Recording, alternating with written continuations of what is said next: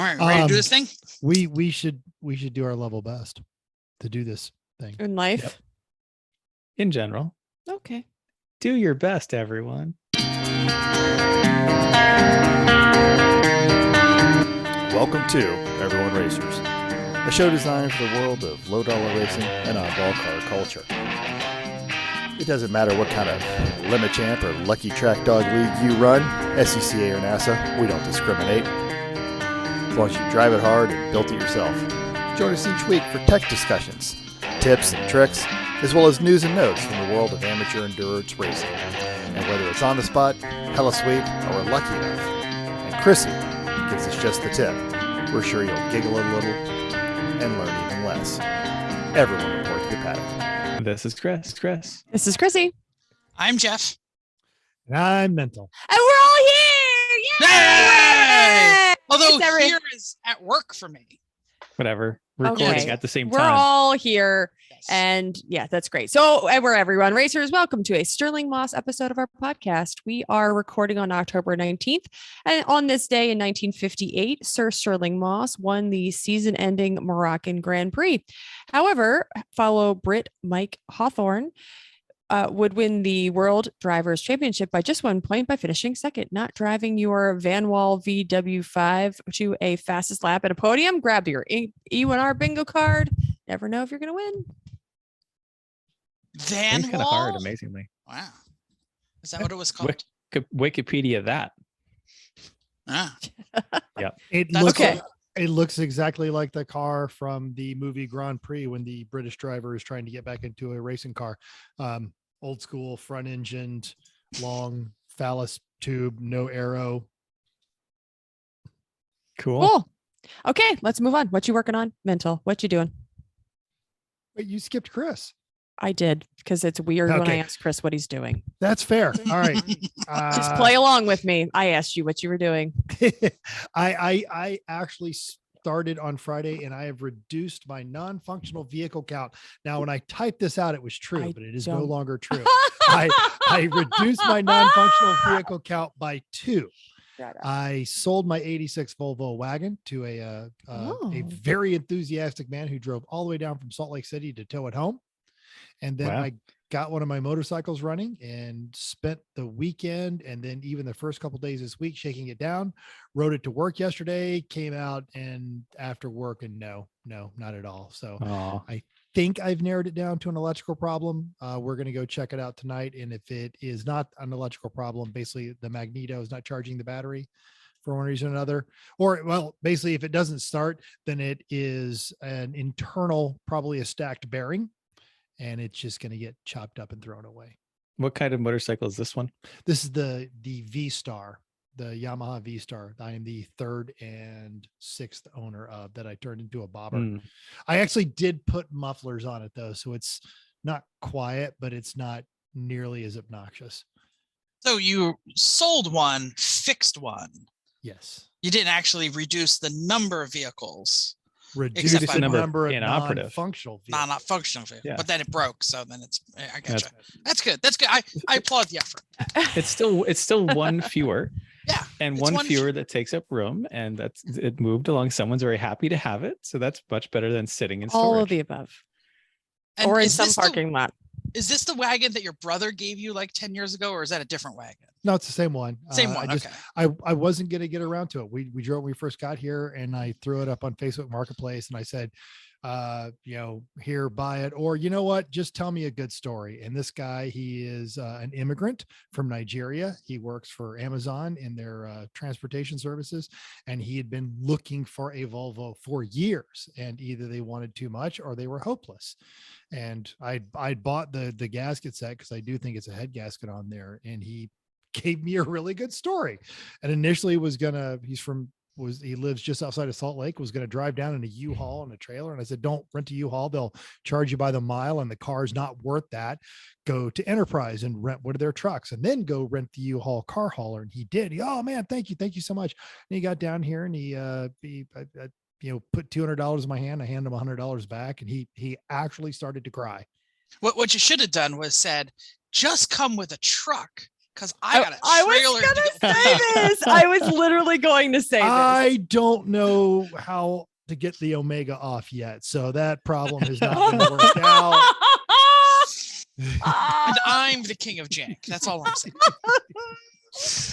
You're the Earl but I of care. Jankerton. Exactly. He's the I king of care about. jank. I don't care about the trailer. I do care about the Omega. I understand. So- I understand. I think you're going to have to get a flatbed driver to back the flatbed up to the moon trailer, winch the Omega off, drive away, and just put it back down. Or an open car trailer that a friend has. I think that would. Well, that's how they got it on, but it also involved a series of janky ramps and jacks and blocks and hopes and dreams. Why are we stopping the that jank? that would be easier this time because it would be rolling off. They've got like one of those concrete ramps on base. I don't know if I could back up to it or not. And then they actually also have an auto lift, and I could just back this trailer in there and get it up on an auto lift. And then the trick is now I don't have But then how do you get it that'll- home from the base? That's the Tow problem. Oh no, this is No, on he doesn't have anything to tow it with. all that is on that. I don't have anything that tows right now. So Uh, but ideally soon, in accordance with our plans, the RV will be getting new tires, and maybe I could tow it with the RV just to,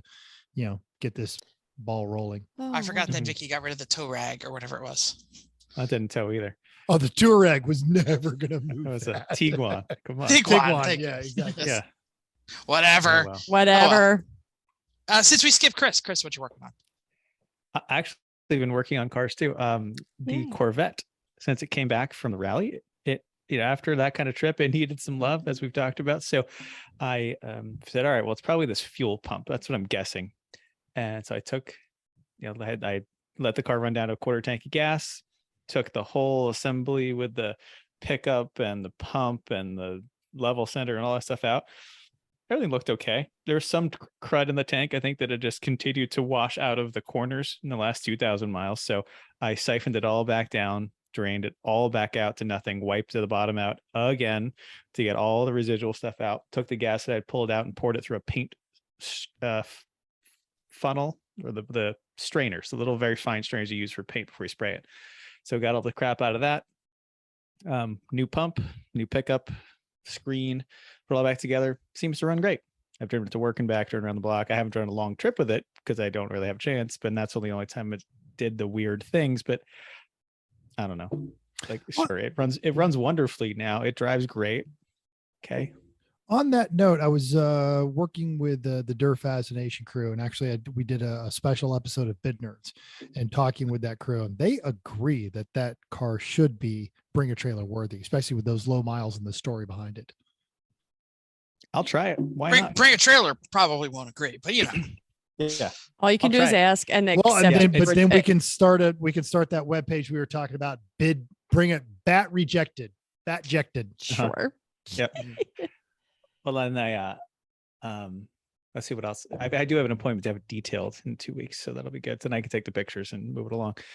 Also, I just put a better wire to bypass the clutch safety switch because I got a multimeter in the clutch safety switch. It's definitely the switch. I'm not fixing it. I'm not climbing up under there and putting a new clutch safety switch in this car. No one cares. So I put a much thicker wire on that. Fine, shoved it back up in there.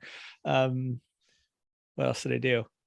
Oh yeah, I fixed the passenger door lock and window and all that stuff. So the window now actually goes all the way down and all the way up. The door locks work, all that stuff works. Drove the car to work. It drives the best it's ever driven. So yeah. Okay. I mean, it's not perfect, but okay. Okay, so I listened to the show, and nobody asked the important question, because sometimes you go on these road trips and you fall in love with the vehicle, and sometimes you absolutely hate them, a la Connie, where you just want to kill it by fire. Like my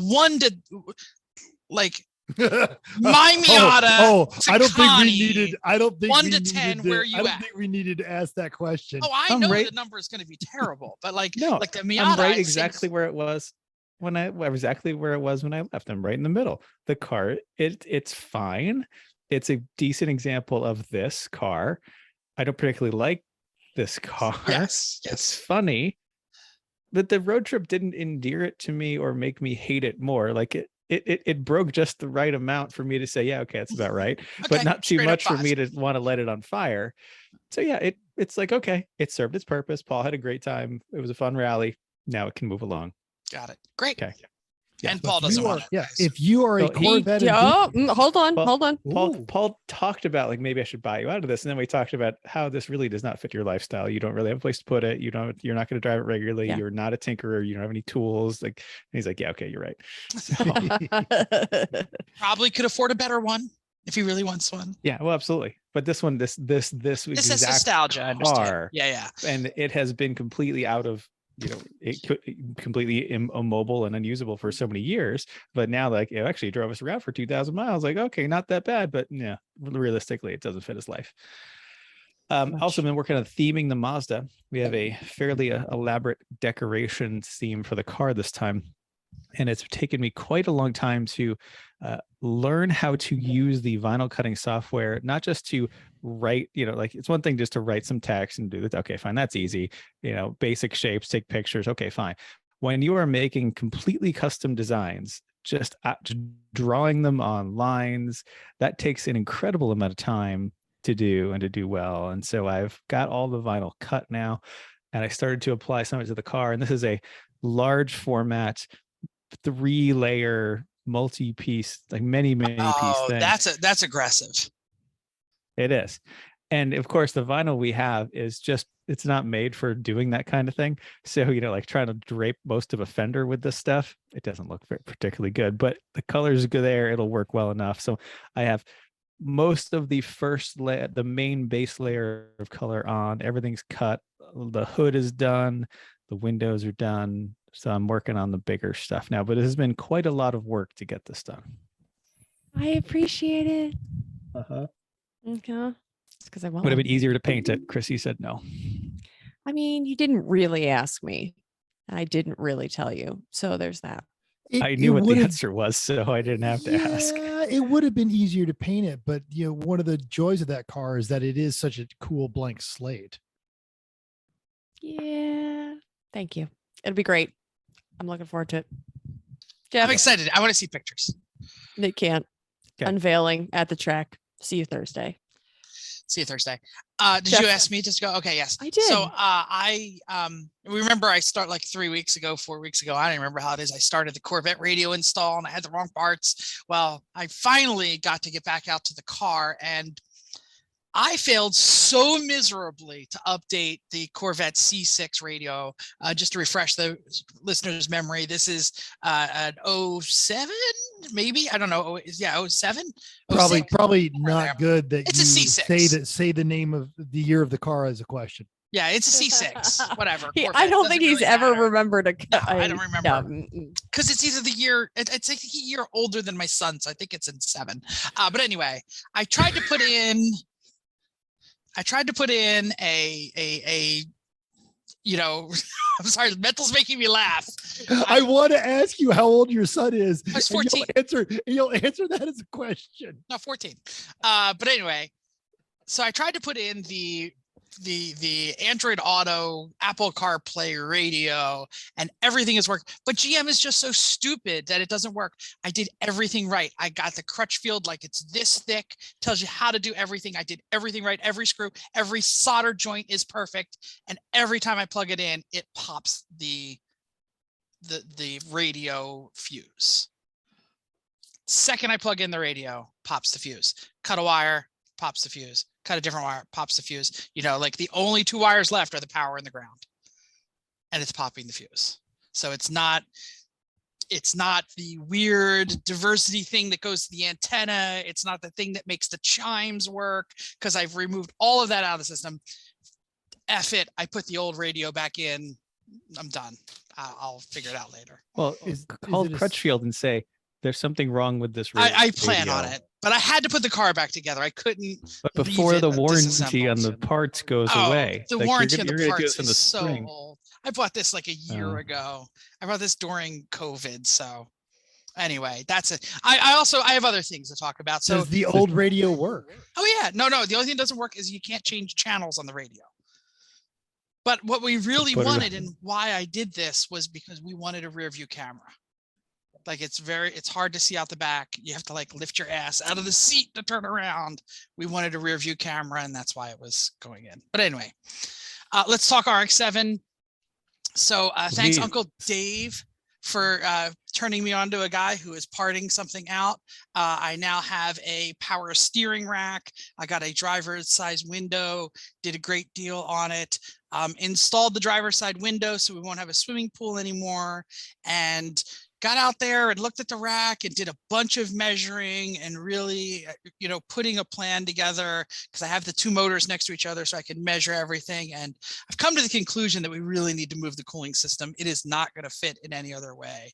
So it has, I wouldn't say increased the complexity, because I think we really have most of that, but it's an extra step. So next thing that I'll be doing is getting the power steering rack in and removing the cooling system. For those of you who don't know, NFC has RX-7 has kind of the slanted radiator, and it's just not going to fit with the LS. The bottom is just going to totally hit. So put the radiator in the trunk. No, I just need to move it forward and make it straight up and down. I've looked at a bunch of pictures online, and pretty much everybody who LS swaps has it straight up and down. So we'll just move it. And I hate to bring out the sausage. Is anyone else getting an echo when not Jeff is talking? I was getting it when you were talking. I'm getting when you're talking as well. Yeah, I'm getting it from you two and from myself. I don't know if it's me or if it's. It seems to have gone away for me now. All right, never mind. All right. Okay, cool. keep talking. Don't Okay. stop. Don't stop. Don't stop. No, I'll just say real quick here, Chris, we measured the transmission. The transmission length from the bell housing to the shifter, identical, both transmissions. The problem is that the motor is like 19 inches longer. So it's not 19. Yeah, we're probably going to try to shove it. Well, we're going to shove the motor back as far as we can. You should shove it. We will. So actually that thing you showed me to move the shifter forward like 3 inches. I don't know that anybody actually cares about this. I think if we did that, that would be just about right. Yeah, I think that's what we're going to do. I'm already shopping for it. Anyway, Chrissy, what you doing? Oh, good. Thank you. I didn't care about this. Okay. I did some housework. I finished painting the trim, which was great. We finished that all up. So the front of our house looks nice and fresh and lovely. Did some fall pruning on some trees, and I washed the cars because they were all very dirty. So lots of productivity around here while Chris worked on cars. Yes. Okay. News and notes time. Just because you have an electric car doesn't mean you can't stop for gas, especially if you live in Northern California. Alexa St. John at Business Insider gets to the meat of the story, which I'm sure is the first real meat at Taco Bell in decades. San Diego. San Diego. I haven't been there in a while, but I love it. As you eat your chicken fingers, as healthy all around here. A San Diego-based startup, ChargeNet, chose a Taco Bell restaurant near San Francisco for the first of 6 fast-charging EV stations this week. The solar-powered stations can provide a 100-mile charge in 20 minutes or less for about $20. ChargeNet says. Tom Douglas, the COO of the franchise company, stated that they liked being a trailblazer in the EV public charging space. I think it offers something that you can't get anywhere else in QSR. Douglas said, referring to the quick service restaurant. It also attracts some new customers who may not have given us a try before now and know that in 20 minutes they can come charge their car and have lunch. If it works, expect to see more. The franchise outfit Diversified operates in another 300 Taco Bells as well as 28 Arby's. Arby's is a little bit better than Taco Bell. Right now, they have 120 restaurants set to add EV stations in the coming months. This kind of innovation we can expect to see for the electric car charging market, which is expected to reach more than $270.5 billion by 2030. So we're going to be discussing our take on future trends in a moment. Obviously, one of them is the sad decline of the manual transmission. But one maker, despite being that who makes a lot of boring race cars these days, is committed to allowing you to row your own, sort of. So Nico Demata at The Drive shared a recent conversation with the BMW M Division's Frank van Miel, also no relation to Taco Bell. The M product boss said that the M3, M4, and the new M2 will all be keeping manuals as an option. The M3 and M4 are probably done by the end of 2028, but the M2 gets to keep it all the way until 2030. Why? You crazy people like the listeners of this show actually buy these things. And Van Meel said the customer demand is the only thing keeping manual transmissions alive. BMW VP of Sales, Timo Rech, said that M engineers will ask them why they need a manual transmission when it's slower than the automatics, and the answer is always the same. The M customers want manuals. Tamada cautions this will all go away with the impending all-electric M lineup, so get them while you can. It's great. I'm glad I recently purchased a standard transmission vehicle that is very new to hopefully help out. But anyway, finally, news you can use. New Jersey Motorsports Park, NJMP, our home track, is getting a repave, which I didn't think the pavement was that bad, so I'm glad to hear that. But but they are also, this is the Thunderbolt, the non-Don course, the better course. It's due to start in October of next year, and it's not just a new surface. They're going to be addressing the turn 1 runoff area, expanding its capabilities of the course. Dr. Brad Prowl, senior engineer at Advanced Materials Services, working with the track's drivers, flaggers, and veterans for 2 new configurations, redesigning the curbing in key areas, and the one proposal is called the clip. Let me share a screen here for those of you who are watching the YouTube channel. So this one here, this top one here, is called the clip. And basically this is, I believe, turn 7, you come by the condos here, and you just kind of eliminate the octopus head. This is the famed Devil's Tail. If you ask me, it is the best turn on the track. So I kind of hate it. And then there's this other one here, which eliminates the Devil's Tail, but comes through around, so you still get a majority of the last turn that really matters, the one before the straight. So this one has an almost 90-degree turn, cutting off the octopus head. This one eliminates the Devil's Tail, but still uses the second half of the octopus head. I don't know. How do you all feel? I think they both make it worse. I think agree. that people who are super serious and want to go super fast don't like that those other corners slow them down because they're highly technical and have to be done just right. So I can see the aggro people saying, yeah, these are better, they're faster. But I think you miss out on the technical stuff that separates the better drivers from those who are not so good. It also might depend on what this is used for so many different kinds of racing. So is there, I mean, at least bikes, but is there, maybe there's something that drives that, not just endurance, but I don't know. cars that don't go around corners well. I think IMSA, I don't hate it if they leave the octopus as an option, because the idea is that the whole multi-configuration concept, and then it's never the same course. The handful of times I've raced there, the octopus head is actually a great place to make a lot of passes. Totally. Well, it's funny because I think this top one, the one that they call the clip, with that strong 90-degree turn, it's actually reducing your run up to the straight. So I agree. Might be slower in the straight. Because that's a hard turn. Because normally that's part of the S's. Yeah. So Mental brings up a good question. Did they say, maybe I just missed it? Are they? They're not taking away. Oh no, the octopus. multi-configuration. Got it. Right. Mental was absolutely right. Yeah. Okay. Good. Configuration options. So All there. right. NJMP. I'm okay with configuration options. Sure. Just as long as we don't choose it. Lemons doesn't choose any of them. Sure. Someday maybe I'll go to something. Won't. No way. No. Lemons would definitely never choose. Like they would choose the slowest option configuration they possibly can that results in a longer course too. So yeah, the longer course I think is key because of the higher car counts that Lemons is typically dealing with. The amount of space on track is really important, especially in New Jersey. Yeah, that's a popular race. All right, Chrissy, could I get a segue, please? Sponsors, we love our sponsors. Oh, that was awesome.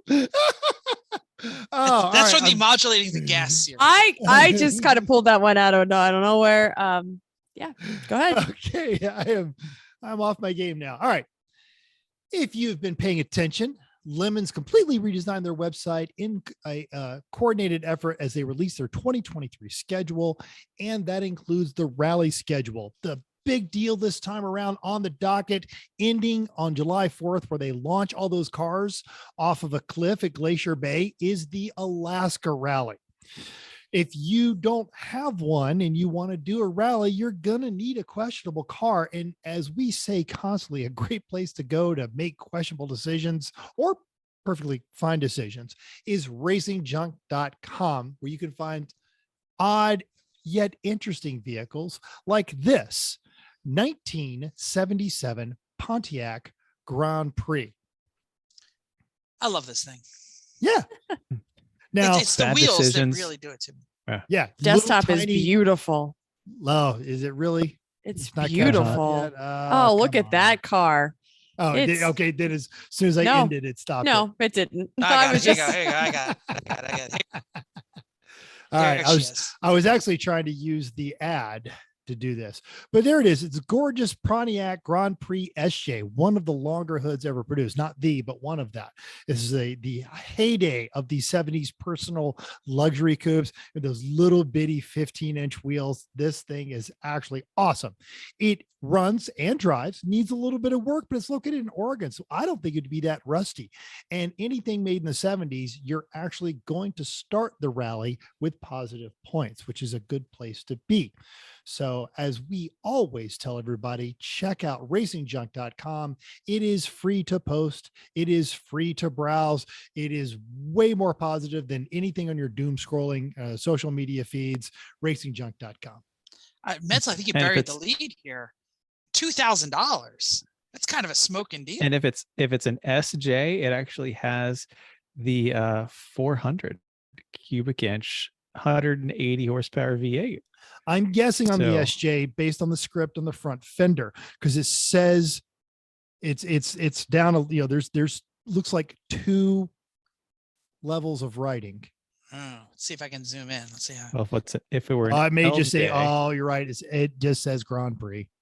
Oh, okay, then it might have the 4.9 liter, 135 horsepower engine. It That's the base might. model. It might Who knows? also have the Pontiac 350, which is technically a big Yeah. block. Yeah, well, that's fantastic. Hey, you know what? Bad choices make good stories. So true. Absolutely. tell us all about it. Yeah. Upcoming races. it's about to AER. scream. Oh, well, you have your Fine. headphone that's close next to your head and you're at work. So there's that. AER is at Mid-Ohio. You know the drill, 40 cars, 20 BMWs. Oh, boring. Boring. So Wow. boring. 2 Miatas, 2 Hondas, 6 Porsches, and an X-Ratty? What is an X-Ratty? McCore XR4 Ti. Oh, Oh, those poor guys. Oh well. I don't know. There's some turbo Ford people in this world that know how to squeeze some horsepower out of those cars. Some of them are. Well, then they listeners, too. break. The ones who don't And squeeze they- the and horsepower they- are the ones that yeah, most yeah, likely to yeah, have a chance at running. Yeah. That's a shame. You're not going to see anybody. Oh well. Much. well. Listener feedback. So from our rally recount on the YouTube, Keith M corrected me. He said, "No, Chris, you did not pronounce Kancamagus properly. I've lived in the state for 56 years and you get a huge fail, but you seem smart about other stuff." All right, Keith.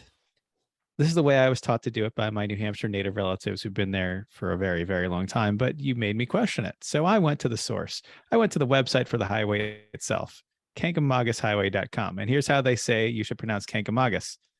Kancamagus, just like I said it the first time. So unless we can find some primary source material, which is some Native Americans, I think I've got it. And we may just have to agree to disagree on this one. I feel like Wow. any, Wow. I feel like any Native Americans would be like, "Pound sand, white man, leave me alone." We need we to can all put just- this link. This link has got to be there. This The is gonna. link This the link this- will be in the show. is notes, gonna absolutely. create more argument online than is a hot dog a sandwich. What color's the dress? Yandy. Which car is at fault for this incident? Yeah, Yeah. exactly. This is great. Many people try and put a second end in the word and say "kank on the Which is- mongus."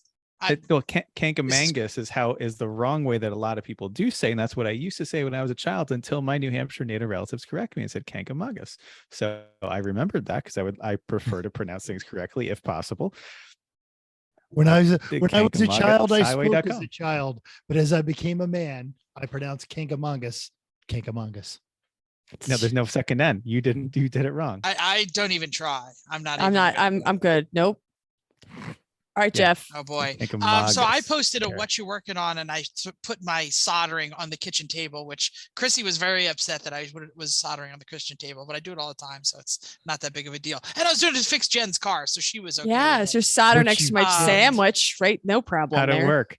It didn't. Oh, I didn't say it was right. I said I had no trouble. Anyway, I put cardboard down. Yeah, and Tyler Stank gave me a ton of crap, so don't think I didn't say. So anyway, John C wanted to know what I was using to make the wire labels. Those are the wire labels that came with the cheap ass stereo. So they were actually very nice. Just how I know I did it right. But it still didn't work, so it's wrong. Chris, no? Keith K was testing front brake pressures. It's a good thing to test and know that you have some. Yes, some brakes. Good. Cam L was on, quote, Pinstar V6 coil packs. Sorry to hear that. Ugh. Oh. Randy K couldn't go to the races due to an injury, so his wife had him working on his honeydew list. Can't be that hurt. Come on. Right? DJ 914 said, no car work for me, just family and work proposals. And much love to you, DJ 914, dealing with some family issues out there. Love you, man. I owe you a hug. Tim N was helping restore power back to South Florida. Good for you, Tim. Yeah, good for you. Corey D was beginning the reassembly of a BMW suspension. John H was at a friend's engagement party. Hungry Bill was chopping wood with the neighbors. I don't know whether that's a euphemism or he was actually chopping wood. It's the second Just one. gonna go with it. He showed a picture. It's a wood pile. We gotta do that. Yep. I understand. David E was waiting outside for someone from Facebook Marketplace to pick up the set of Blizzaks I trash picked a few weeks ago. Nice. Now That's that always is some fun. Selling savvy something you trash shopping. Good job. Savvy shopping, David. Go ahead. You Sorry. read mine, so you can keep I going. know. I was so excited about that one. I thought it was so funny. Go ahead. AJ was on drywall adding, hey, buy the big shop, they said. Just a little fixer-upper, they lied. Fortunately, once the new drywall's up, I can move on to the plumbing and the new furnaces. That'll be nice. And you know what the all right. E1R top tip is when it comes to drywall, and we have all done drywall, Chris. The checkbook is the best tool to do drywall. That's right. Joseph K flew into Houston to teach his team how to rebuild a 6L80.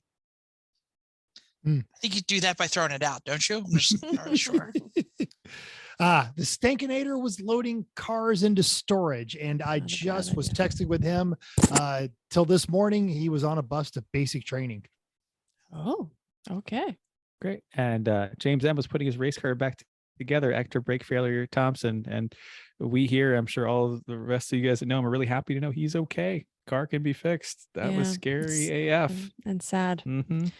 Yeah. And speaking of fix, Hungary, Bill took his time to email us a video of his fixed power windows. No more licking than twisting wires for him. That's so much better when you're going through security checkpoints in Ukraine that you don't have to go, hang on, to get the window down. Because in some of those security checkpoints, you start touching wires to the other, they're gonna get. It's true. Don't touch the wires. Just back. Don't. Yeah. Well, yeah. do we have a sim racing report? Did sim racing happen? Or are we going? It No. did happen, but that's It did. okay. Well, it did. Dave did it. Yeah. Sorry. We don't know what happened. Anyway. No. Hey, you happened. know who Maybe it I was in New heard Hampshire was this there week. and dominated? Chrissy's mom. Oh yeah. That's what I heard. Weird. I don't know what really happened. That's just what I heard. Hi, Chrissy's mom. We will take this time to say that while the number associated with it is probably bad to say out loud, it is a delightful and should be celebrated as a federal holiday because it is Chrissy's mom's birthday. That I is feel true. bad. I didn't send her cookies. That would be Is interesting. she still in the house? Like if I yell No. happy birthday, will she hear it? No, everybody's gone. We would not be able to go through this podcast with what was happening with two small boys and my parents and my sister and brother-in-law and the Phillies game. And it was very loud in here. So Phillies game. Boy, did they craft the bed. Anyway, let's keep moving on. Yeah, they did. Yes, but happy birthday, Mom. Okay. Main topic time. We're going to take this unique moment and gaze into our very murky crystal balls, which we could probably clean off with a little Windex, but Jeff and I keep the crystal balls. So they're just filthy and buried in the back corner of our garage. And we are going to talk about the trends that we see coming, automotive and or racing trends, good and bad. And we invite you to critique our discussion. So join us now. If I had a flashlight, I would do the old Conan O'Brien in the year 2525. But we're going to talk about the trends that we see coming. And I was hoping you guys would post stuff before mine, so it wouldn't be all me. Something I see as a negative trend, and we've touched on this before, but a recent article on The Truth About Cars said, talked about how BMW and Amazon are now completely partnered up to bring what they call a better user interface, what the rest of the world calls steal your personal data. And given some of the trends we are seeing now in a post Roe v. Wade environment, with subpoenas and making companies hand over electronic data, I do not like this one bit. And there is and all that we can do to stop it, I think, other than just keep driving old cars. But then I've got this lovely handheld tattletale that follows me around everywhere anyway. That's basically what I was thinking. Mhm. There's And this is really surprising because coming from a European company, so European data standards are drastically different. There are very, very strict laws about data mining in the EU. And it's actually, it's something that a lot of us in America talk about. Well, we should really adopt the EU standards. So surprising that it's coming from BMW. I know Hyundai is also in the same article. They talked about Hyundai's data subscription services, where you get we've all heard it, where you get the bonuses for paying the subscription prices, like heated seats, or these things are rented as part of a package instead of you own it. I hate that too. So I don't know. Everybody just talk to your congressman and get the data standards from Europe passed here. That would be very helpful. That will never happen just because you were saying the phrase adopt EU standards, and everyone who has no knowledge of the subject at all will go, I'm an American. I don't want none of them. Hey, they'd let us use all those cool headlights and taillights from Europe. Oh shit, they don't. Well, and also it'll work because we use the same standard of measurement. Oh, no. Well, don't do that either. Yeah, God forbid we use the one that divides by 10. Don't get Chris on this soapbox. We do not need to start this. Hey, there are two types of countries in this world: the ones that use the metric system and the ones that have been to the moon. Has England been to the moon? Nope. No one, us. That's it. You're looking at the entirety of people on the moon. Does England use the metric system? Are they still using? I don't know. They do. Okay, they do when it's convenient. Okay, let's keep going. Okay. Sorry, I didn't mean to go down Everything. that trend. Go ahead. There's another story there. All right. Well, okay. I'll keep doing it. So I did like this. And that was a recent piece I posted up on our social medias. It was written by Sam Smith, and he went to the Cletus McFarland Freedom Festival event at Bristol Read International this story. It was Speedway. And even if you don't care, read it, because Sam is just a great writer and it's always fun reading his stuff. But this is an uptrend that I like. So journosaurs, as they are known, the old school, automotive. Is that a thing? journalists. Or are you just calling them that? Oh no, that is absolutely a term. okay, Yeah, okay. you'll hear that one get kicked around. They love to mock the YouTubers. Hopefully you're not watching this on YouTube when you hear it, but I do believe that the flattening of media, just the accessibility of everyone who wants to start a podcast or wants to start a YouTube channel, has with just a handful of devices, can absolutely do it. making some car events, I think, more democratized. So the Cletus show in Bristol, he literally showed up. They brought Robbie Gordon and all the stadium trucks that they run on road courses that do the crazy jumps until the point with that. And Cletus McFarland even raced in that. Then, of course, they had a burnout contest. The Spirit of Lemons airplane car was there and a bunch of other stuff, including a rear engine V8 Porsche Boxster that just was built to do nothing but destroy tires. That was fantastic. You also have other events like the Gambler 500, which is evolving very quickly to this great land preservation act, a group of people that just care about preserving our national forest lands. The Seekonk,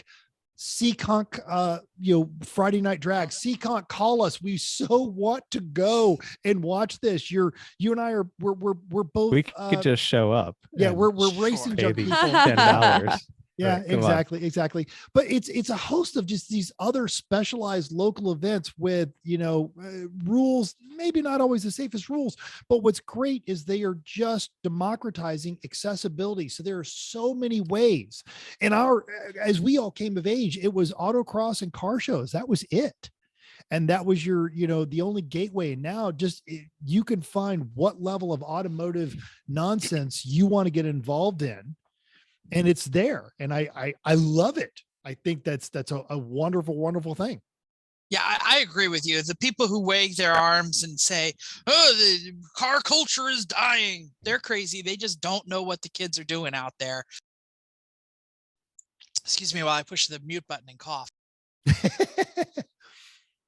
But the YouTube world out there, they're really just smashing what is the normal conventions. I mean, it used to be that the famous YouTubers were buying Ferraris and crashing them and Lamborghinis. Now idiots in their garage are rebuilding half-burnt Lamborghinis, and I'm all for it. Not that we're gonna ever be able to buy Lamborghinis ourselves, but the wrenching YouTube is so deep. You can learn so much. I'm down for it. I agree with Mental. I think it's going to democratize and bring back car trends. Just stop doing that shit on the street and with the burnouts. Right. On a track, but that's not helping anybody. Yeah. Even you stance folks. I make fun of you, but at least you're wrenching on your car. Just don't go fast. Break rules. Don't break rules, rather. Yeah, there are plenty of places where you can go do dumb stuff in a perfectly safe, controlled, not making your neighbors mad environment. Pretty much. This has happened forever, though. Come on.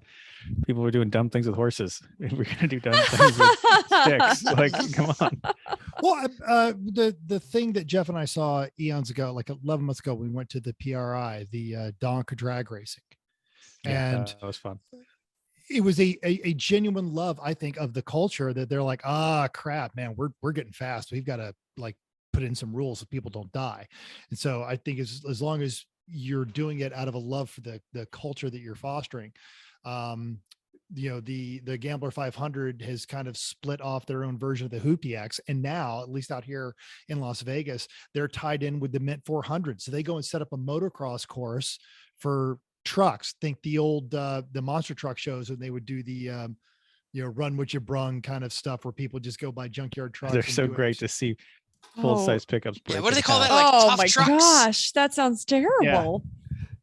I love that. Yeah, I think it sounds awesome, but it's terrible for the. It was like spectator drags for trucks, basically. A different way to see them break. And not even trucks, like Geo Metros with knobby tires. And the Gambler 500, if you follow their social medias, they've got this really cool Miata with extended axles front and rear, and it's running these giant 30-inch mudders, and it goes and carves around pastures and things like that. It's got the long travel suspension, so it does these crazy jumps and then just lands like a cloud. It's awesome. Gambler must be mostly on social media, because I've gone to look for websites to find events anywhere near us. The Gambler website is just not. No, and it's very regionalized. So each kind of region runs their own thing. And when I was in Atlanta, it was hard to find them. They are very active out here on the West Coast, especially Oregon, and then closer down here towards northern Nevada. But yeah. Jeff, wouldn't that be a great thing for Miracle? Awesome. Right? Totally. Thank God I don't own her anymore. No, but you know can where get she it back for lives. that. Come on. I do. Mm. I don't know. Okay. Yeah, let's talk about All electrics. right, yes, they're coming. Yeah, they're coming. They're here. So yeah, let's talk about so what's really happening right now. And I'll throw this open. you've and we been can the most start going involved. Either directions. So the electrification 2-3 years ago was like Tesla and those idiots who are like, I don't care about the paddle gaps. I don't gotta get no gas. But it's really turned the market over. We would not see a EV from Ford or Chevy or any of the major manufacturers if Tesla didn't sell so many and become a successful company. So as crazy as that guy is, and I don't want to really give him the props because he didn't really design it or anything, he just put the money into it. The Tesla, the EV market is really wide open right now, and we have Tesla to thank. And thank God everybody else is building better cars. I mean, that's just really the way it is. But what you're seeing out of Volkswagen and Hyundai and Ford and Chevy and, not really many of the other manufacturers are really there yet, but it's going to become a thing, and I'm all for it because I've driven a bunch of them and they're fantastic. Little bit maybe not the right use case for my wife, and we're still trying to figure that out, but let's talk about the luxury. I mean, it used to be the only luxury you got, a Chevy Volt or a Tesla, you know what I mean? So go ahead, Mental. And I don't know how I feel about this, but just this week, both Bentley and Cadillac introduced very bespoke, high-end electric vehicles. And I'm worried about the accessibility for the very people who need electric vehicles by making them luxury and performance and in status symbol items. Are we doing Well, that's the only right way you thing? can put that technology out there. It's not cheap enough for the people who might benefit for it at the end, but those people also don't have a regular place to charge. They don't have a garage. They're street parking. They're living in, smaller places that they can't just run an extension cord out the window to this thing. So I think they are targeting the market of people who will buy it and who can subsidize the technology for now. And stuff like the not the Lyric, whatever the new one, Celestiq, the Cadillac one, and Rolls-Royce. It's Rolls-Royce is the other one that came out with another really big one. Theirs are just technological show cars, basically. Look what we can do. Halo cars that aren't these really things work. Yeah, they're not designed for high volume. But No, I mean, they're even designed to try things. Yeah. But the high volume ones, like let's talk about the ID4, the Kia, and the Hyundai. They're all $50,000. Mental is not wrong. The buy-in price is high, and sure, but I'm suggesting though that those who Mental, I think, is trying to say would be most benefit from them they don't fit their lifestyle because they can't charge them. Mm-hmm. No, you're charging right. network is not. And fixing is difficult, and it takes work and break a garage as much in theory. But I mean, yeah, well, you have to plug them in for everything. Like it's all computer based. But there's no oil changes. There's no spark plugs. There's a lot less maintenance. But if you have to basically have a stable, regular, not quite single family home, but something close to it to be able to have these, like the biggest benefit is plugging it at the end of the day. You come out in the morning, it's charged. You do it every day. Like you never go gas. You never really worry about it unless you go on a long trip, which most people don't. So I think that doesn't. Or you eat a Taco Bell. Or you eat a Taco Bell. For 20 minutes though. That those chargers at Taco Bell are going to be broken most of the time. Well, and this is the DC fast charge innovation that Tesla did that is now getting to the other manufacturers. Used to be the only fast chargers were Tesla, and everyone else had to just trickle in or be at home. Chris is right. You plug in at home, but for the use case where you do need to go in, having the fast DC charge, like the Taco Bell story mentioned, right now is only really available in the high end stuff. Again, the cheapest ones with the fast DC charging are the Kia and the Hyundai at $50,000. How do y'all feel about as certain industries are trying to lure employees back into the office with having this at work?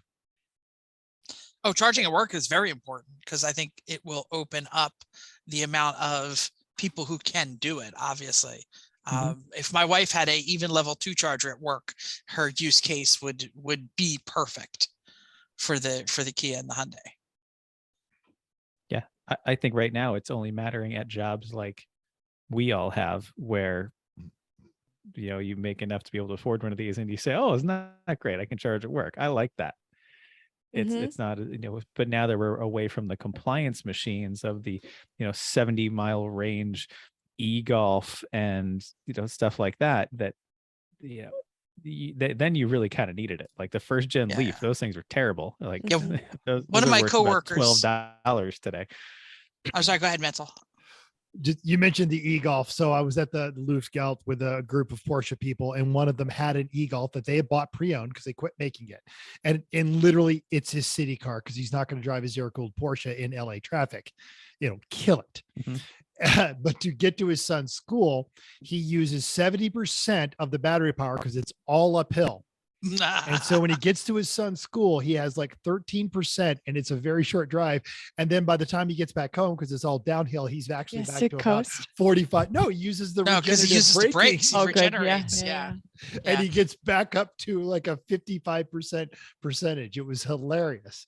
I'm hoping the luxury machines will make these compliance, because I'm seeing Nissan Leafs, if they go below $4,000, they sell within 2 days, at least here in the Las Vegas market. The average price hovers between 6 and 8, and there are no e-golfs, but there was a Mitsubishi Mirage all electric vehicle that was on the iMev, whatever that thing was. It looks like a golf cart, basically. It is a golf cart, but they were asking 6 for it on a dealer's lot, which was too much. But I would actually love one of those compliance machines for the right price. That would make sense for me to buy it for the exact reasons I ride a scooter to work most days, because I'm tired of killing my Mercedes and stop and go traffic on surface streets. Yeah, one of my coworkers got a 4.2, a smart, whatever. I'm sorry, not smart 4.2, because the 4.2 is the gas one, but the smart that looks exactly like the 4.2, but it's fully electric. And he loves it. And he did the exact same thing. He was from Texas, and he's like, I like my car and I don't want to use it to commute. And I bought this so gosh darn cheap, and it's great. And I never put any gas in it. And I use my other car for everything else. I do like the thought of, go ahead. So I do like the thought of these skateboard built cars allowing some interesting coach built stuff. Like, Jeff, this was your idea. The same way the Fiero became the kit car, and the Beetle, actually, this is more of a closer to the Beetle pans. You can put anything on those. You put your Myers Manx, you put the Fiber Fab, whatever thing of the day on it. Great. What can you do with these skateboard cars? And for those that don't know what I mean. I was going to say, can you explain so what you're talking a lot about? of these newer EVs are designed in what's called a skateboard, and that it has basically a battery pack as the main body of the car with structure to it all, and then the wheels and motors front and back, and then they just put a body on top of it, on top of that basically pan skateboard thing. Imagine what a skateboard looks like. That is all the running gear of the car. Yeah. Flat and that's bottom. what the way a Beetle was too. It had a big pan on the bottom, had a channel down the middle, had the engine in the back, the beam axle up front, and you could take the Beetle off of it and put all kinds of things on it while keeping all the major mechanicals on the rolling chassis.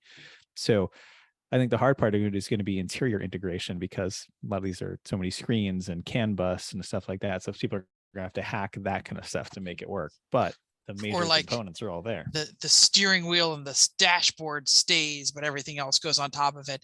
So I read an article that talked about why we're not getting coach built cars. And they talked about the lithium shortage here. Basically, why would Tesla sell half of a car to somebody when they're selling every single one of their real full cars. So until we get like enough manufacturing capacity, and this, had to do with COVID and, the lithium prices shot up when they were making all the batteries, but that's all snapping back now. So as we get more manufacturers in, it's going to be easier for, Volkswagen. Are they going to sell all their ID4s and ID buses? I don't know. Maybe that's, Tesla's not going to do it, but maybe someone else will. Well, I saw a thing today about, Teslas is because they have sold a ton of them. There are a bunch of them that are wrecked. Yeah. Yeah. Yeah. I mean, Tesla motor and battery pack in your blah, blah, blah is the new hot rod in 10 years. We're talking about trends. Mark it down. Jeff said it first. Well, and to talk about the CAN bus, I think there's lots of smart gearheads out there who absolutely will hack that.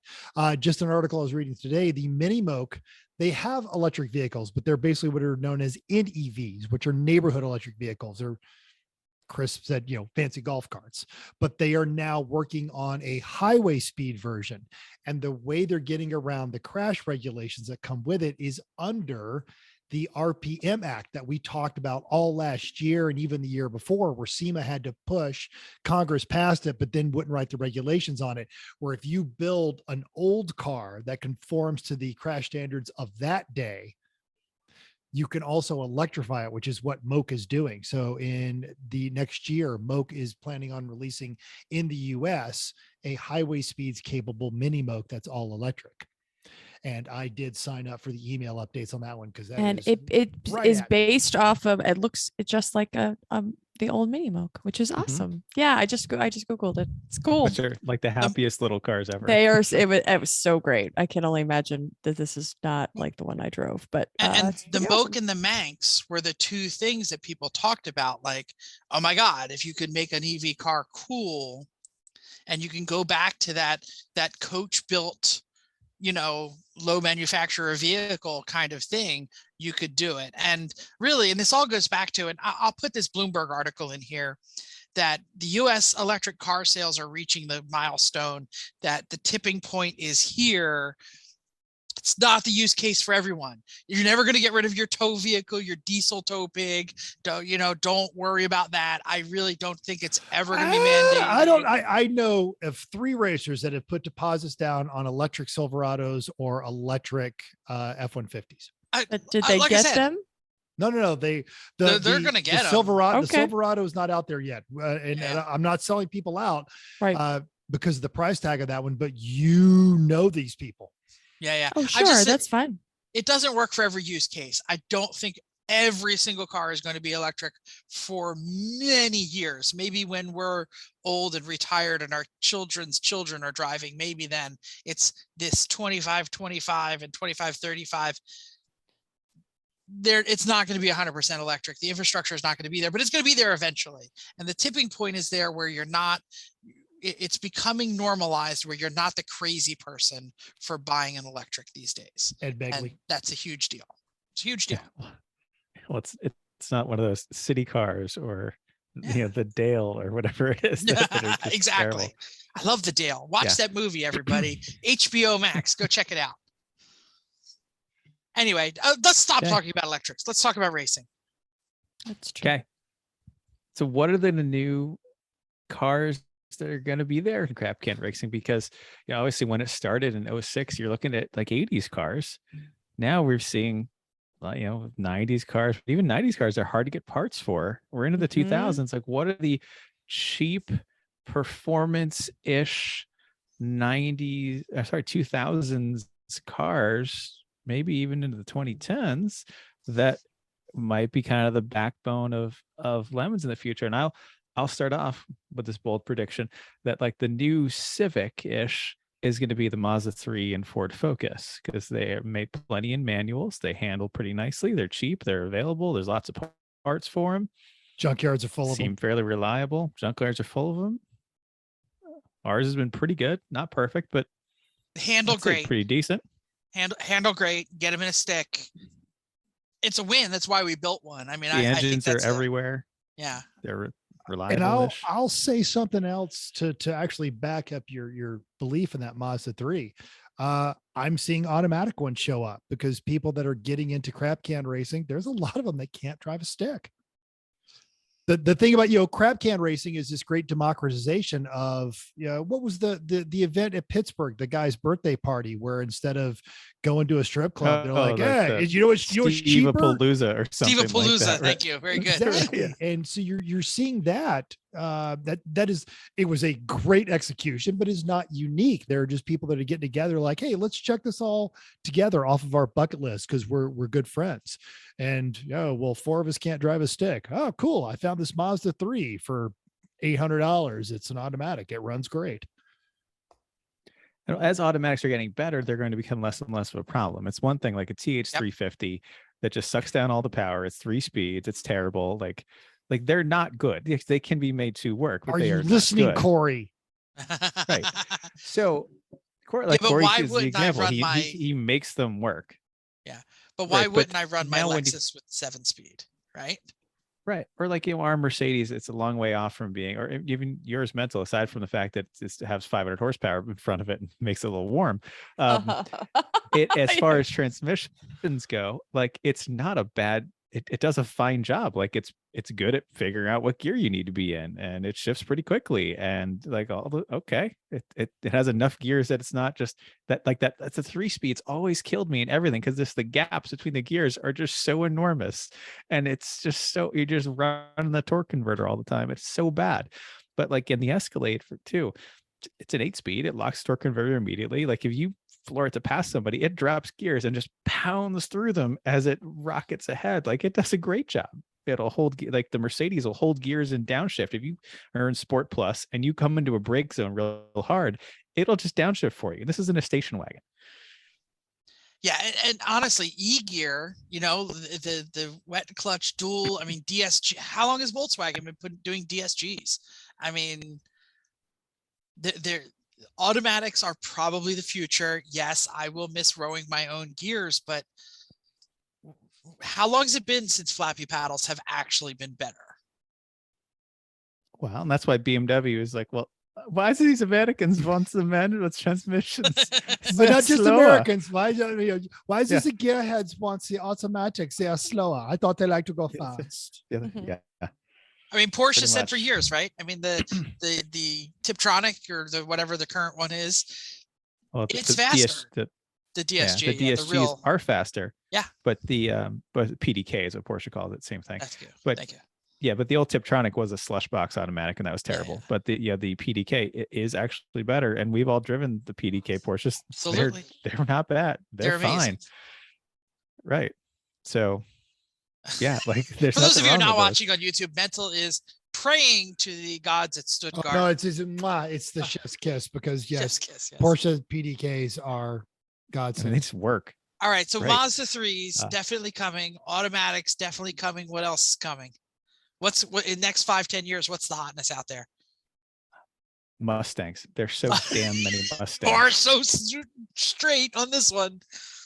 There's so many, and they get driven by enough hoons and get depreciated to oblivion that there's still gonna be plenty of Mustangs. And they're all going to be stick, and they're all going to be V8s because I'm nobody's generally want them. surprised. I'm surprised we have not seen a lot of 5th-gen Camaros, not the V8 ones, but the rental spec, because they're showing up around on Facebook Marketplace.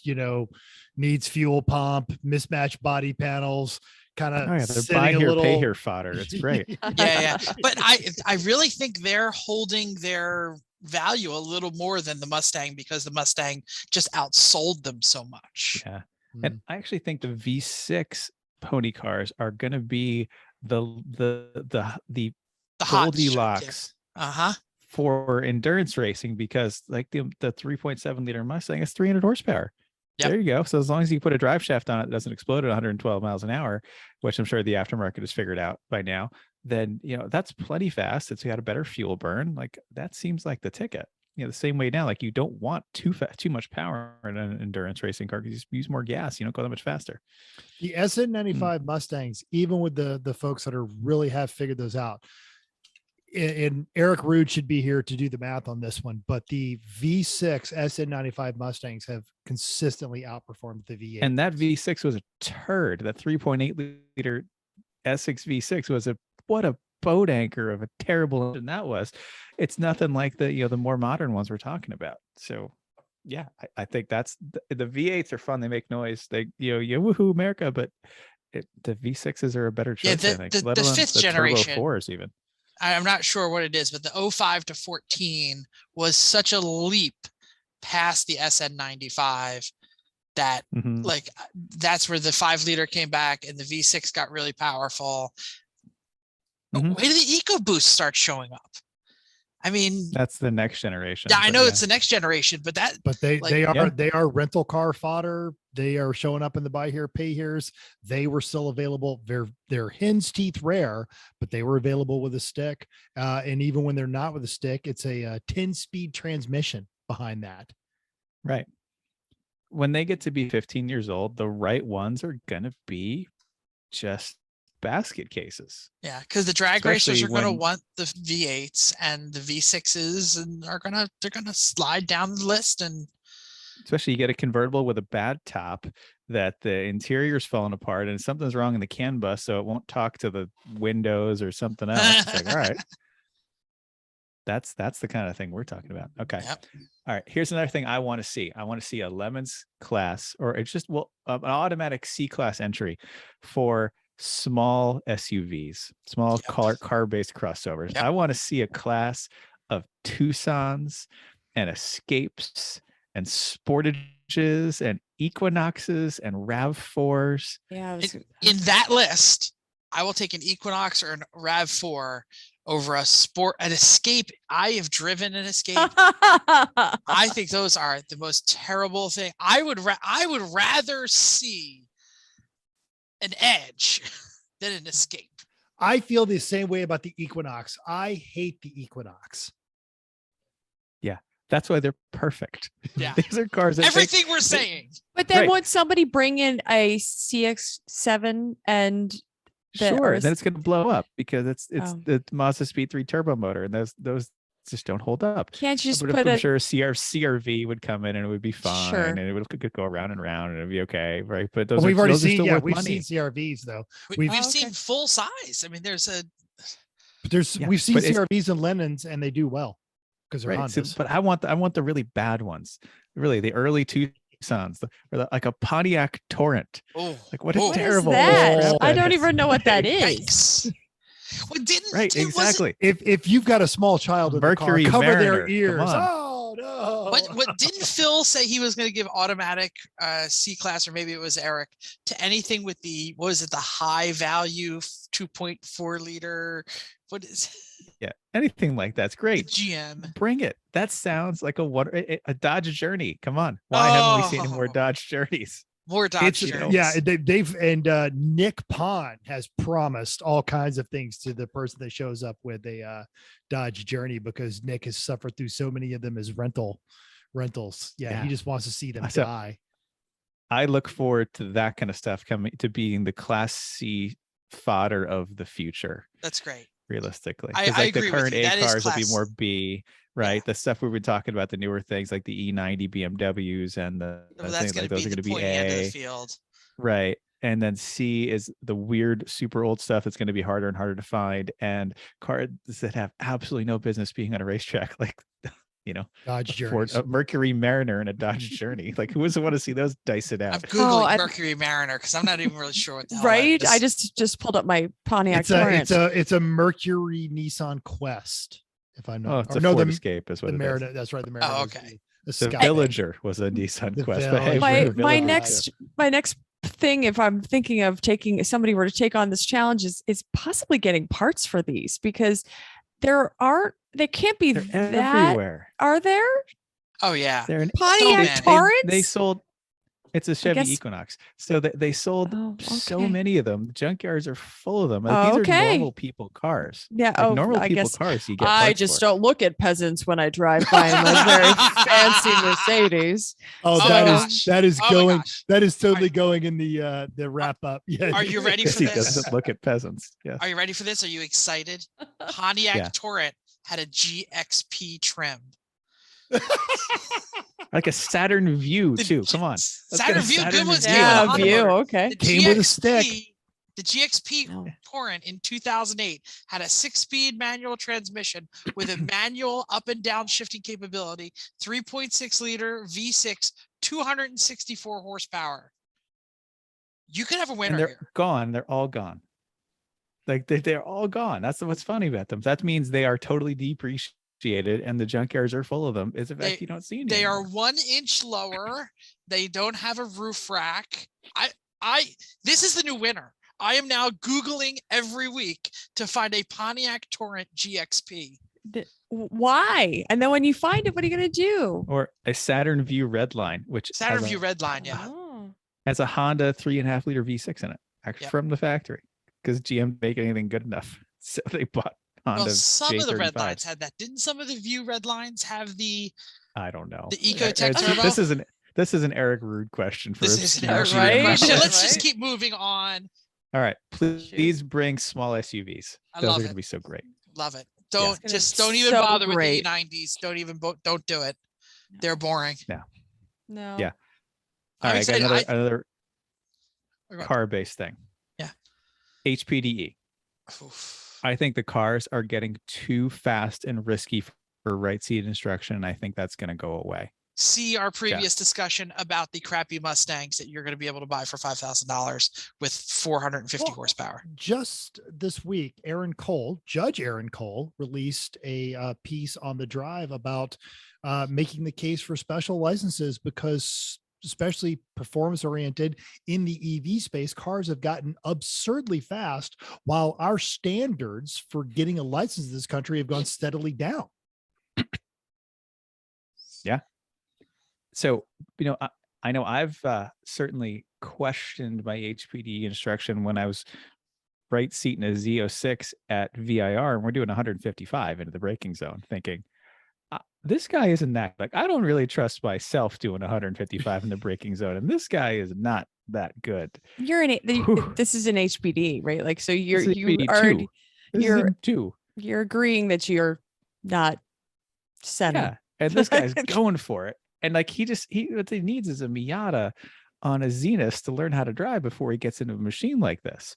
But he needs he needs a Miata on Douglas Alltracks. Right, Yeah. but those people don't want to hear it. So that's I think going to eventually make right seat instruction go away. It's that the risk is going to be too high. That's the bad.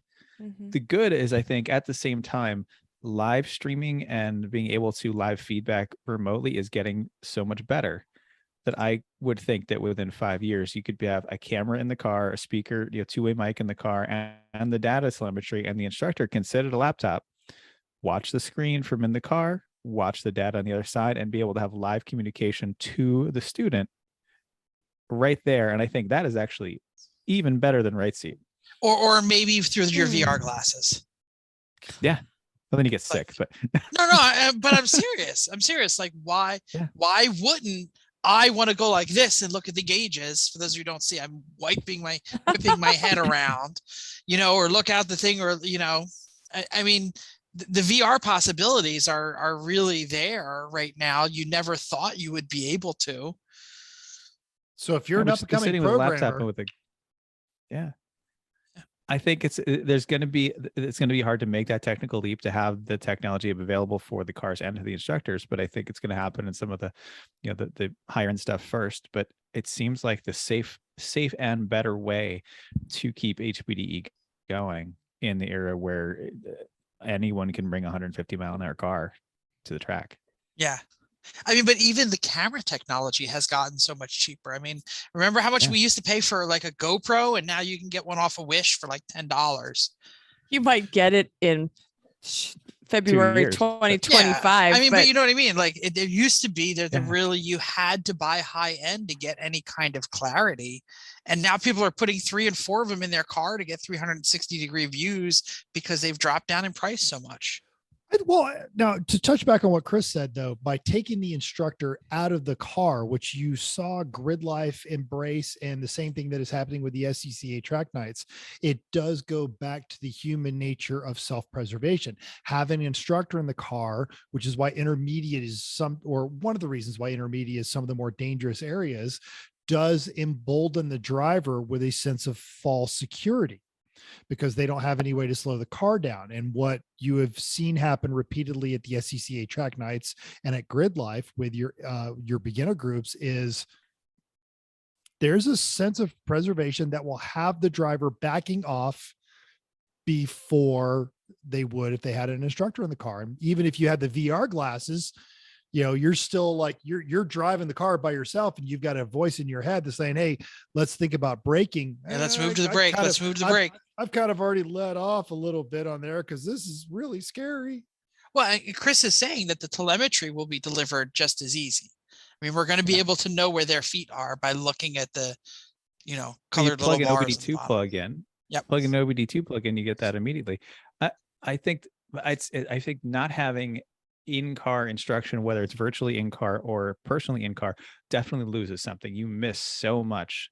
Like I cannot see things looking at a car that I can feel in or see from inside the car. There's so much you miss, and so many bad habits that people develop by doing that. Mm-hmm.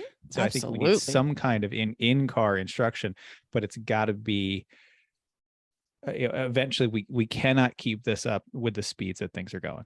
I mean, look, you've got a new Supra. Great. It's $50,000. It's not that expensive. It's totally in reach. And those are freaking so fast. Like, and that's middle of the road. Mustangs, Camaros. Yeah. Just C6 Corvettes. I mean, right. Those are cheap right now, and they're really fast. Yeah. And really capable and really easy to get someone over their head. Yeah, this is not a Miata or even a Civic Si in the 90s. Oh, 160 horsepower. Wow. And front wheel drive, gonna go? Which acts a little bit more closer to what their street car would act like. Yeah. I'm down. Let's talk about car collecting, since we're all on that. We've said it here before, the bubble has burst, right? The enthusiast classic car market is taking a nosedive. Well, not a nosedive. It's a softened. I'm probably not ready to buy my P car yet, but there's hope in the future. I don't really have anything to say about this other than someday that 911 or Boxster S or Cayman S will be mine. How about the 80s Porsches that I look at every day? Usually send one to Chris. Well, on my phone, when I open up Safari to open a new page, it shows me shared with you, and there's 2 purple Porsches on here that are my recent things. So apparently I just don't send you the blue or the puke green or the all. Yeah. Mm-hmm. Yeah. There's a 90s turbo and a 2021. There's also like a limo or something on there. And really, we shouldn't say things are getting cheap. It's that in the past 2-3 years, things have been gosh darn dunkulous how fast the market was going up. I mean, Mental works with the bid nerds. I watch it. Chrissy was on the show. Their life is what is going on these cars, and if you're not watching the bid nerds, you're not having a good time. I think they're great, but you can just hear the anguish in their voice as they lament about, a year ago this was a $200,000 car, and now it's a $150,000 car, and a year ago you couldn't touch these for under 120, and now they're getting $60,000 and $70,000 bids on Bring a Trailer, on the I mean, there's a reason there's 37 different auction sites. There was so much money in the classic and enthusiast car market that just Oprah was giving out bids like you wouldn't believe. So I'm glad to see it softening because, like I'm glad to see that Chris suffers because being here in Las Vegas, and I do spend a lot of time with JP and was just hanging out with Michael Deebs. So JP finds stuff. Hey, Mental, I know you're looking for that, and so I get things like this. Oh, no. Tie me up. Right? Oh, so for those of you who don't know, it was, and I'm not going to link this in the show notes because I've gotten permission if I can get rid of the RV to get this, but it's a 76 912, which I know 4-cylinder, but What's wrong with that? Exactly. It's actually, and it's even a 911 that motor's a turd. That's why. Well, yeah, but a 76 911, Hey. I'm going to get crushed by Put it on the Edna in her Hyundai, In our her friggin' Hyundai Civic. failure wagon at a stoplight. So you're driving the car for the aesthetics, and I'm not going to park it in your lawn. I guess I just have EV such swap a it. aversion to the air cooled 4-cylinder. Like it's the EV least swap it. sporting motor like ever. Just get rid of it. EV swap it. Absolutely. EV swap it. And when it blows up, either I EV swap it or go talk to Dwayne Wick and find a really lovely 3 liter to drop in there. And because I don't care about values, I care about the experience of just driving the car. Mhm. I'm on EV West right now shopping for a Yes. Oh no. Oh, this is great. All right, what else do we want to talk about? Did we miss any trends? Listeners out there, what do you see coming? Are we crazy for thinking these things are going to happen? Jump on our social media, hit us up on the Facebook or on the Instagram or the tweet space. Are we still tweeting, Mental? Because I don't even have Twitter on my phone. No, I'm terrible. I should get back on it. Every Stick now to the and again, Facebook and the Instagram, okay. everyone. That's where we are. Where we live. But I have been a lot more active on our Reddit. Oh, as well. great. /E1R, right? People Yes. still use that?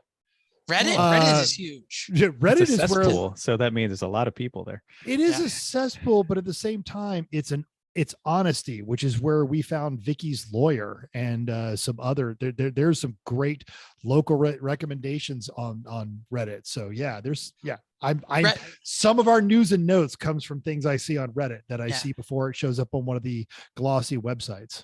For those of you who aren't searching Reddit to find product suggestions, you're doing the world wrong because there's so much junk on the regular internet, on these commercial ones that are paid reviews and schlock things. Reddit is where the real people are talking about the product. So if you're ever looking for a product, do a Reddit search. I don't even know how to start doing Well, Troglodytes. You should start your voyage onto Reddit at /E1R. Oh, thank you. That's that. great. Oh, okay. I don't know how to get Good You could- segue, you could- Mental. You could look through all of our Luftgeld pictures, which I believe caused Jeff a slight crisis in his undergarments. Without a doubt. Let's move on to our favorite. Is it our favorite? What are we doing? Is it just a tip? Is it Hello Sweet? Is it on the spot? Is it around the horn? what is it? Goat? I Chris, feel you like put it in here. What are you doing? Actually, I put it in there, Oh, but sorry. I put it under Chris's thing because Chris can go for the technical question, and all of us have done some instructing to a degree. But we talked about our listener James McHugh. We can say friend. We've shared the track with Well, him. he's a wonderful person, Yeah. and he not only runs a C4 Corvette, he runs it with SCCA NASA, and he was recently doing an SCCA Enduro when he experienced total brake failure, Yep. At Into turn 1 turn in one Thompson. at Thompson. Yeah, thank you.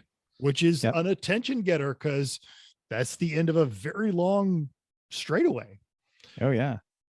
So I put it in there, but Chris, I threw it to you because I feel like you're the best equipped to discuss. You're at a track day, you're coming into a corner. Granted, I've done this more times than I care to count. You go to push the whoa pedal and it decides it's going to the floor. And from watching James's VinCar video, after he presses the pedal the first time, the brake light comes on the dash, which means he's out of brake fluid. Hydraulic problem. Yep. Yep. So there's nothing there, but you're not going to notice this at speed. So when that kind of thing happens, and it's happened to me too, and the sinking feeling in your stomach when you step on the brake pedal and it goes all the way down and you're not expecting it and you're at speed is one that can only be understood if you have experienced it. Yes, and I feel a slightly more alarming sensation is when your brake pedal goes all the way to the floor and you don't panic. You just go, again. That's true. No. So if you have no brakes, well, now you obviously you need to start looking for exit strategies. Mhm. This is actually a reason I like to keep the parking brakes in our cars if we can, because they're great for putting the car in and out of the trailer. That's my favorite thing is having it in the trailer. Yes, it is. But B, if you do lose all your brakes, this gives you something. It's not great, and you don't want to just yank it because then you just lock the back brakes up and you slide into whatever you have no control over. But maybe it'll slow you down a little bit. Aside Push from that, the button, if you pull up sharply, but not like an animal. Yep, something. If you can downshift, if you have room to downshift, if you have to blow the motor, it's better than crashing. Frankly, Well, and even what you can use the clutch as almost a reverse brake pedal by downshifting and not letting the clutch out completely, but starting, by partial release, partial release, just shy of lock up or engine over rev. Yep. Throwing the car into a spin just to make the tires scrub off speed. That works. That's not something I would have thought of in a panic.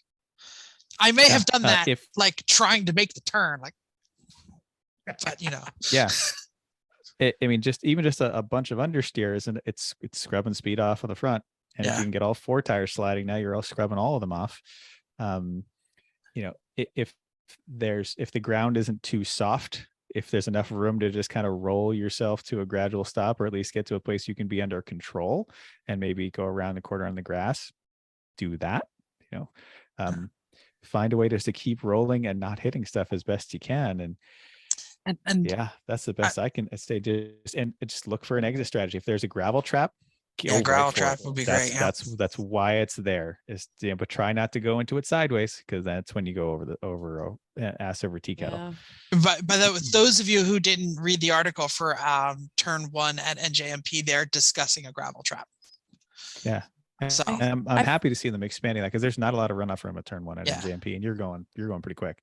Jeff and I watched a GT3 go off there at triple digit speeds once, and it was it put your heart in your throat. Our new Civic, I was doing 125 down there with old crappy tires and not trying in a Civic. So bone stock, totally normal. Oh, Civic. it sounds bone stock too. It was just a Civic, everybody. Don't get excited. It's so loud. Still, it's a stock Honda motor. So I'm glad you're talking about what to do. I'm also going to throw something out. I know this isn't tech discussion and just a tip and all that other stuff, but I just recently on TikTok, and it actually linked me to a professional racer and prep company who was talking about pad knockback.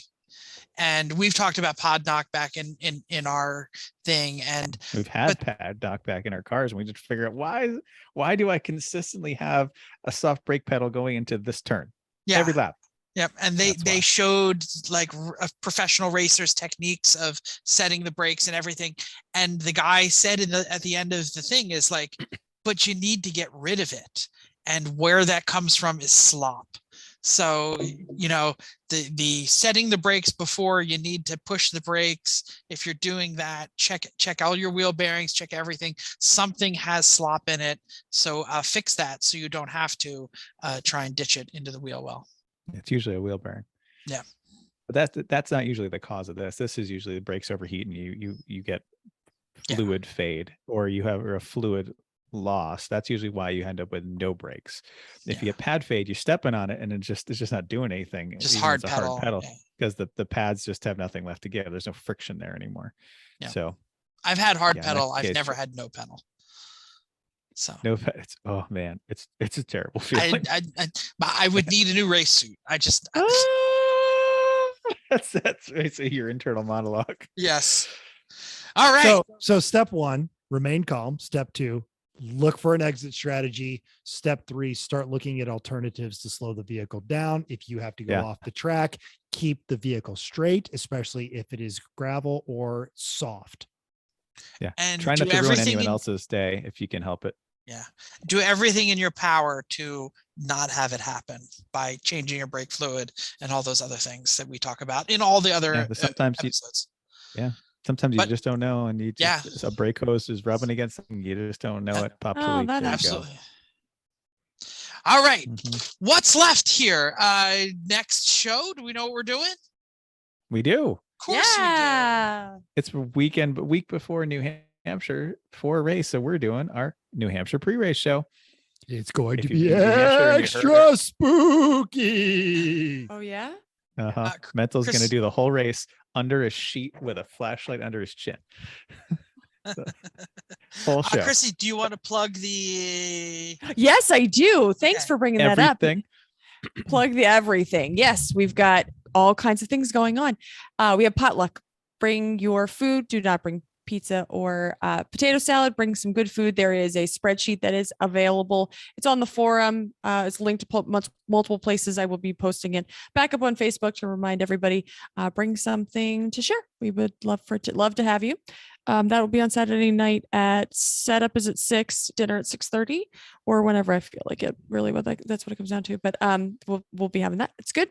After that, we will be having a costume contest and party. So Floodstang's team is going to be putting on, and I think they're going to have a stage, some judges, all kinds of fun. Wear some costumes. That list of costumes that are being judged is also on the forum, but I will be reposting that on all of the social media. So that's all good. And then we have bring the dusty old bottles of liquor from the back of your liquor cabinets, because we will be making fun drinks. I'm sure most of them are brown. There might be a bar. It's going to be is not brown.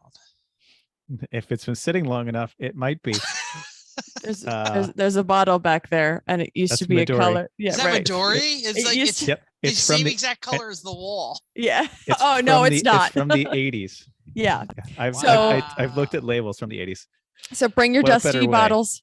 Yes, share with everybody. The grosser, the better, the more laughs we'll have. And the drunker you get, more maybe we'll be doing some really fancy shots. So bring some bottles because it'll be fun. And that's partially to celebrate the 16th birthday of Lemons. So what better way to celebrate when you were 16 and you drank all the bottles in the back of your mom's liquor cabinet. Anyway, yeah, it's going to be a great time. As always, New Hampshire, if you're coming, step by, say hi. We'll have some swag. There you go. Hey, let's finish this up. I don't have any music because my little speaker is at home, but thank you for downloading us. We hope you enjoyed this week's edition of Everyone Racers. We also hope you'll join us in the world of driving, racing, and building, because everyone can be a racer, even you. If you enjoyed this podcast, subscribe. It's totally free. Then go to iTunes or YouTube and smash like buttons and hit 5 stars. We totally missed that we got a new iTunes review. Should we save it for next week so we can give it? We'll save it for next week. We had a lot of listener feedback this time.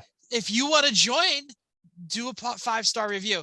Look, here's the deal. If you have any questions, show ideas, drop a comment on our Facebook page, Everyone Racers. Email us at everyone.racers@gmail.com. You can text mental 484-243-0455. Send so much junk pictures. I got so much rusty junk pictures this week. It was awesome. That's awesome. Find a junkie 912 if you can. Find us on Instagram or Twitter at Everyone Racers, YouTube, Facebook. It's all there. /E1R on Reddit. Thanks again, and until next week, keep the shiny side up unless there is no shiny side, and just keep those wheels down.